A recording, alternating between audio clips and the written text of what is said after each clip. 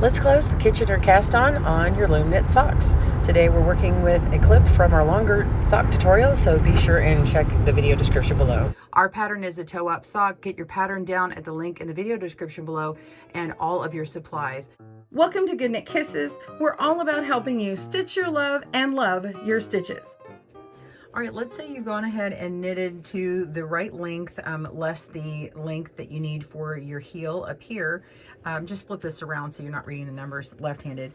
But I do want to point out before we move on that on the heel toe side, that's actually where you're going to see it totally without a seam. There's nothing to be pulled in. Now the Kitchener cast on is actually showing up on the front side. So if you flip it over, you're going to see it there. I just want to clarify, it's going to be on this front side here, basically at the top of your sock.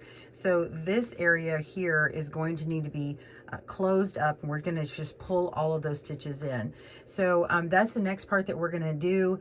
If you want another tutorial that shows you how to do it with a really large gauge yarn, it's actually super bulky gauge yarn, I've got a tutorial down below. It's not on a sock, but it's doing the exact same thing in larger stitches. All right, so let's go ahead and do that now.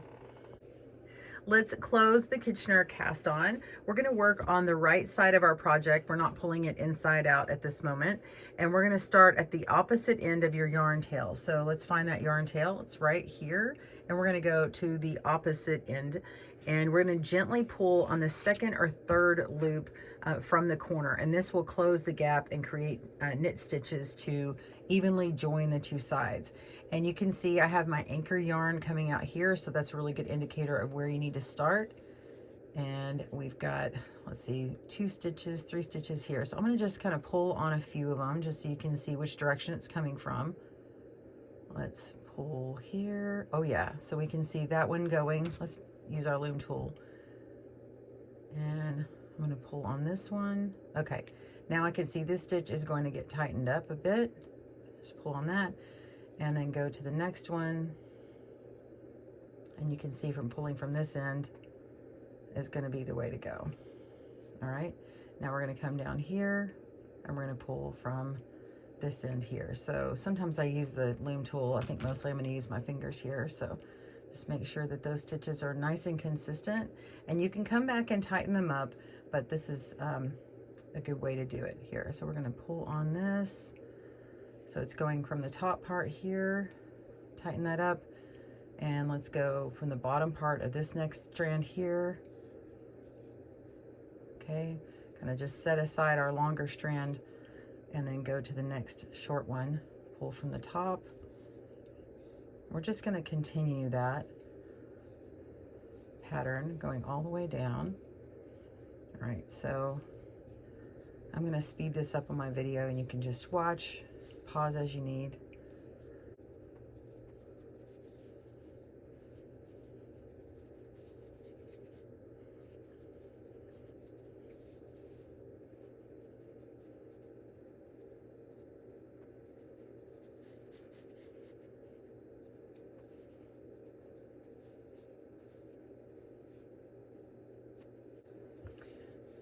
All right, so I'm just going to stop there for a moment, and you can see my stitches that I've been doing is this row right here, and right above it is they're smaller stitches, and down here are smaller stitches. So just kind of follow along this row here until we get closer in, and I can just pull on these stitches and try to match that gauge a little bit better now that I can really see my stitches.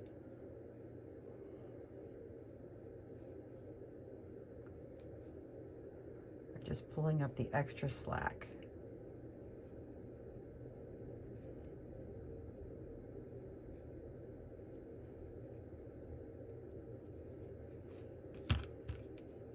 There we go. So that looks much better, and you can continue to play with it. I'm just gonna get a lot more of this done and then I can come back. All right, so continue on there, pause your video, and we'll come back to that point and I'll tighten it up a little bit and show you where I am. You want to make sure that you have worked all the way until you have 1 to 2 strands left at the end, and that's where we'll meet up to finish this out. All right, I'll see you there. All right, so I have worked until I have 2 stitches left, 1 or 2 stitches left. There's this big loop here and then my tail, but then I have the really large loop of all the extra materials. So depending upon what you can see and how easy it is for your project, you can pull in the last couple of stitches and do it from the inside.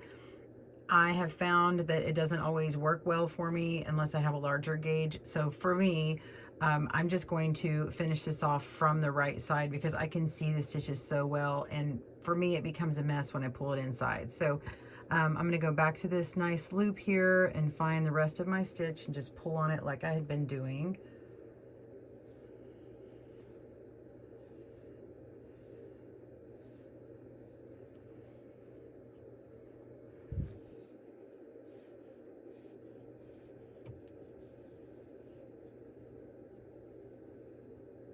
All right, pulling that in. So I just tugged on this side, so this is the one that's going to get pulled next, should be. Yeah. So where's this coming from? Okay, so I find where one end of this side is coming from, which is this stitch here. And that stitch is going to pull, and we're going to get the rest of that long part in. A lot of it is kind of like detective work, just seeing where the yarn strand comes from and where it goes next. All right, so that's pulled in. I've finished that part, and we want to keep working on these sides. So this is the other end of that loop.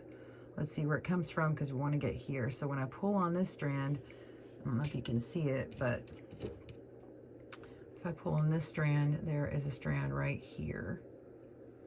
All right, so we're really close to the end here. We're just going to pull down, go this way, and now we get the rest of that. And I can go ahead and pull on that tail a little bit to manage my lengths. So I'm just going to keep pulling on this longest strand. I'll pull on my tail to manage that a little bit.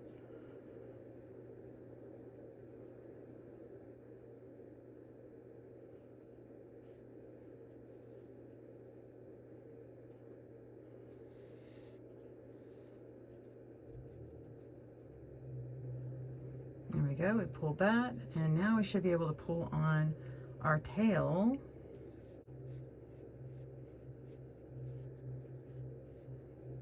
And that completely pulls it in. Isn't that nice? And so you can see that original anchor yarn coming out here and on this other side over here, and now you can just take that out, untie it, and pull it through. And the only thing left to do is pull this tail in and cut it. Well, first you cut it, and then you can put it through here and finish it off. So find the place to go inside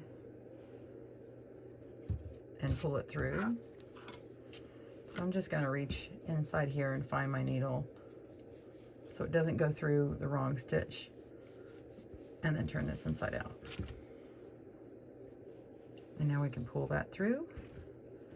And you can see we have our yarn tails that you'll end up weaving in later. So for now, I'm just going to keep them inside here because I don't need to mess with them. You can go ahead and finish that part off if you like. And for now, it actually looks kind of finished. All right, so you are ready to start on your heel section. Thanks for joining us today, where we help you stitch your love and love your stitches. See you again soon.